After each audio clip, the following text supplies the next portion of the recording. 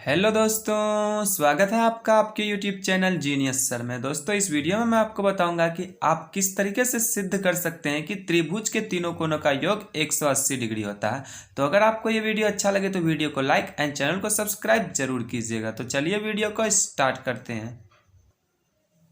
तो यहाँ पर दोस्तों हमें कहा गया है कि सिद्ध करें कि त्रिभुज के तीनों अंतःकोणों का योग 180 डिग्री होता है। तो दोस्तों हमें सिद्ध करना है कि त्रिभुज के तीनों कोणों का योग 180 डिग्री होता है। तो देखिए आप इसको किस तरीके से सिद्ध कर सकते हैं। सबसे पहले आपको क्या करना है दोस्तों, इस क्वेश्चन में त्रिभुज के तीनों कोणों का योग 180 डिग्री होता है ये प्रूव करने के लिए हम सबसे पहले एक त्रिभुज का रचना करेंगे। ठीक है दोस्तों, तो हम यहाँ पे एक त्रिभुज बना लेते हैं।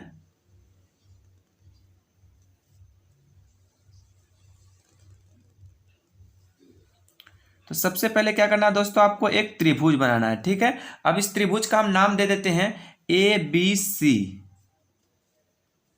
ए बी और सी। ठीक है दोस्तों, तो यहाँ पे हमने एक त्रिभुज बना लिया है जो कि हमारा ए बी सी है। ठीक है, अब आपको क्या करना है, त्रिभुज ए बी सी है तो हम तीनों अंतःकोणों का योग 180 डिग्री होता है। ये एंगल 1 इसका अंतःकोण हो गया, और एंगल 2 इसका अंतःकोण हो गया, और ये एंगल 3 इसका अंतःकोण हो गया। ठीक है दोस्तों, तो ये त्रिभुज एबीसी है और इसका 1 2 3 क्या है, इसका अंतःकोण है। अब आपको सिद्ध करना है कि एंगल 1 त्रिभुज के तीनों कोणों का योग 180 डिग्री होता है। तो इसके लिए हम क्या लिखेंगे दोस्तों, सबसे पहले यहाँ पे हम लिख लेते हैं गिवेन। तो हम यहाँ पे लिख लेंगे दोस्तों गिवेन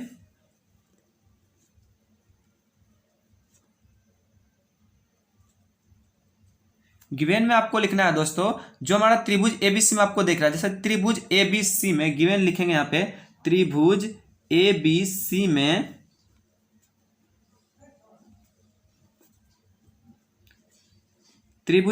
में क्या है दोस्तों, एंगल 1 एंगल 2 और एंगल 3 त्रिभुज के अंतःकोण है। तो हम लिख लेंगे यहाँ एंगल 1 एंगल 2 तथा एंगल 3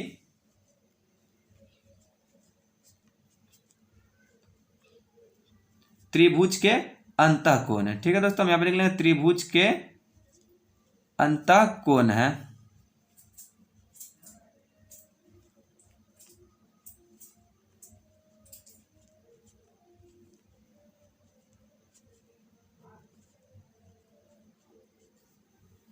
ठीक है दोस्तों, गिवन में हमने लिख लिया त्रिभुज एबीसी में एंगल 1 एंगल 2 तथा एंगल 3 त्रिभुज के अंतःकोण है। यह हमें दिया गया दोस्तों, हमने इसको यहाँ पे लिख लिया। अब आपको देखिए सिद्ध क्या करना है। सिद्ध हमें जो करना है हम यहाँ पे लिख लेते हैं टू प्रूव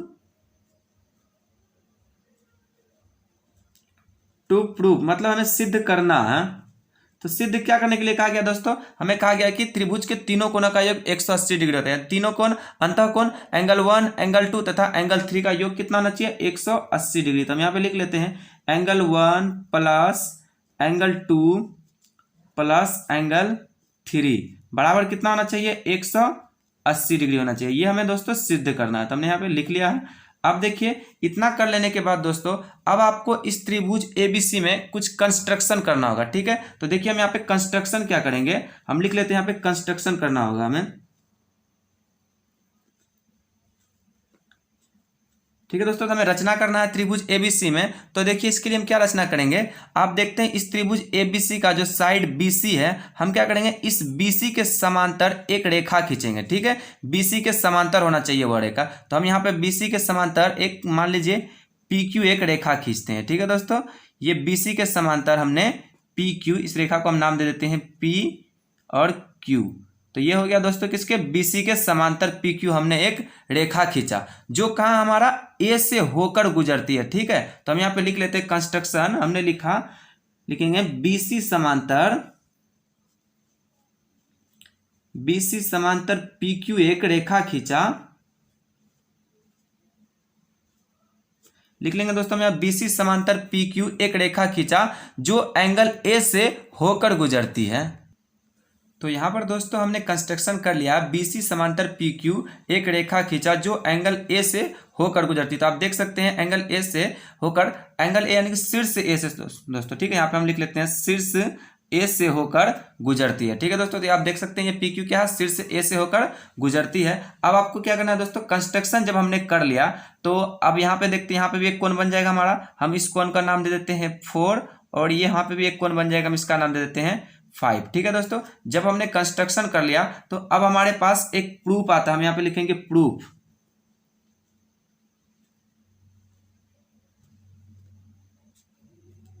इस कंस्ट्रक्शन के आधार पे दोस्तों हमारे पास एक प्रूफ आया, और प्रूफ क्या है दोस्तों, आप जानते हैं कि ये BC और PQ एक दूसरे के समांतर है। हमने PQ को BC के समांतर रचना किया है, तो आप जानते हैं कि जब दो समांतर रेखाओं का, आपने इस तरीके का पढ़ा होगा कि जब दो समांतर रेखाओं को कोई तिर्यक रेखा ऐसे काटती है तो यहाँ पे बनने वाला कोण और यहाँ पे बनने वाला कोण दोनों आपस में क्या होता है दोस्तों, बराबर होता है। ठीक है, तो उसी तरीके से आप यहाँ पे देखें कि ये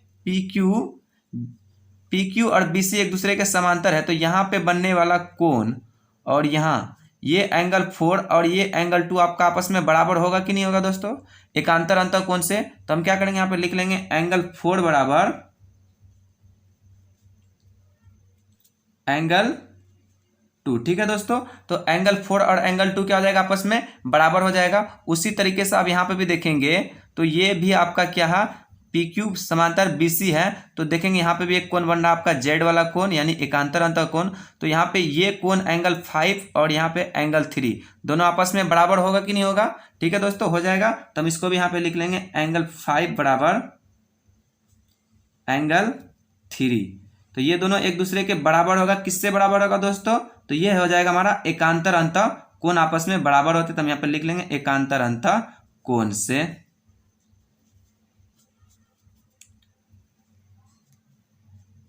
एकांतर अंतर कोण से।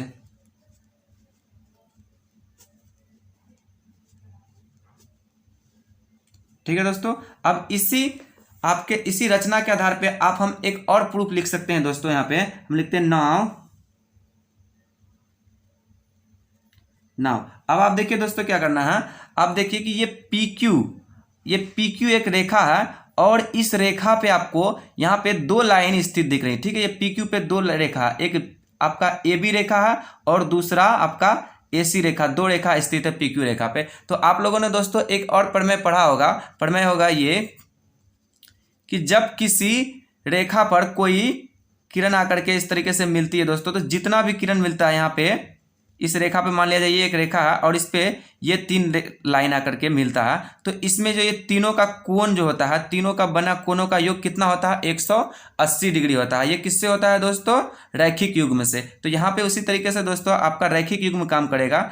PQ एक रेखा है और उस पर BC जा करके PQ पे आश्रित हो रही है और आपका CA यानी कि AC भी PQ पर आश्रित हो रही है। तो यहाँ पे बनने वाला कोण कितना हो जाएगा, PQ रेखा में 1 2 3, ये तीनों कोणों का योग भी कितना होना चाहिए, 180 डिग्री होना चाहिए, किससे, रैखिक युग्म से। ठीक है दोस्तों, तो हम यहाँ पे लिख लेंगे क्योंकि PQ और जो है PQ रेखा पे ये सभी BC और AC दोनों स्थित है, तो इसलिए हम क्या हो जाएगा दोस्तों, यहाँ पे हम लिख सकते हैं इसको कि चूंकि AB तथा AC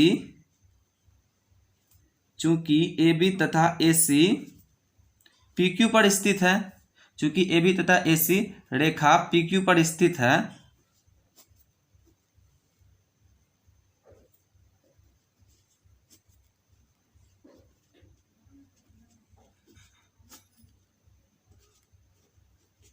चूंकि AB तथा AC रेखा PQ पर स्थित है, इसलिए आपका क्या हो जाएगा दोस्तों, एंगल 4, एंगल 1 और एंगल 5 तीनों का योग कितना हो जाएगा, 180 डिग्री हो जाएगा। तो इसलिए हम लिखते हैं angle 4 plus angle 1 plus angle 5 बराबर कितना हो जाएगा, 180 डिग्री हो जाएगा। कैसे हो जाएगा दोस्तों, रैखिक युग्म से। ठीक है दोस्तों, रैखिक युग्म से क्या हो जाएगा, ये सभी कोणों का योग 180 डिग्री, 4 एंगल 1 और एंगल 5 तीनों का योग कितना हो जाएगा, 180 डिग्री हो जाएगा। किससे हो जाएगा, तो रैखिक युग्म से हो जाएगा।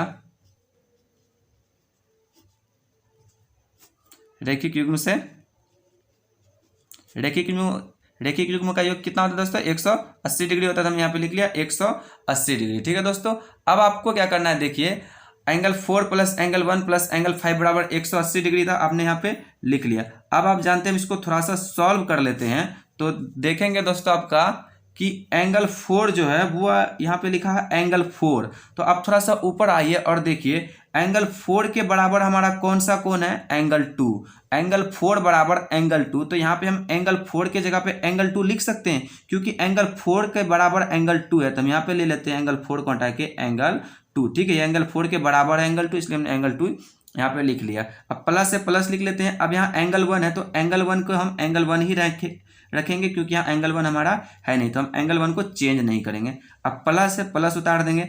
अब देखिए यहाँ पे एंगल 5 है दोस्तों, ठीक है। अब वो थोड़ा ऊपर आते हैं और देखते हैं एंगल 5 के बराबर हमारा क्या एंगल 3 है, तो हम 5 को हटा के यहाँ पे क्या लिख सकते हैं, एंगल 3 लिख सकते हैं क्योंकि 5 के बराबर 3 है, तो हम एंगल 5 के जगह एंगल 3 लिख सकते हैं। बराबर में 180 डिग्री है तो हम बराबर में 180 डिग्री ले लेते हैं, ठीक है। तो दोस्तों हमारा प्रूफ हो चुका है angle 2 plus angle 1 plus angle 3 बराबर 180 डिग्री। लेकिन हमें जिस तरीके से सिद्ध करने के लिए कहा गया है कि angle 1 plus angle 2 plus angle 3, तो हम इसको सजा लेते हैं अपने तरीके से। पहले एंगल 1 है तो हम पहले लिख लेते हैं एंगल 1, फिर प्लस एंगल 2, फिर प्लस एंगल 3 बराबर कितना है दोस्तों, 180 डिग्री। तो हम यहाँ पे लिख लेते हैं 180 डिग्री, ठीक है दोस्तों। यही हमें प्रूफ करने के लिए क्या गया था कि angle 1 plus angle 2 plus angle 3 बराबर कितना होना चाहिए, 180 डिग्री। तो देखिए आप देख सकते हैं angle 1 plus angle 2 plus angle 3 बराबर 180 डिग्री हो चुका है।